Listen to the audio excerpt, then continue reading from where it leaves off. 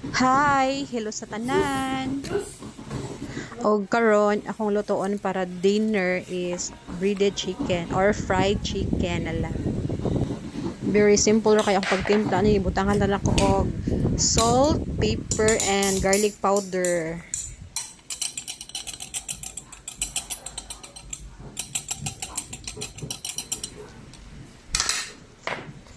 Then gibutangan na to og gamay na magic. Magic. Og oyster sauce.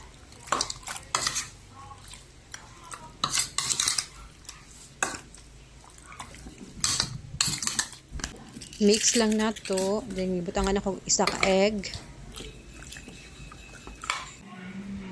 Then, i-leave sa na to o pila ka minutes para ma-absorb yung flavor. Then, ang gigamit is breadcrumbs for coating. Then, ang chicken is ibutangan to na ko siya gamay nga flour para mo pilited siya. Then, ready to fry na tong chicken.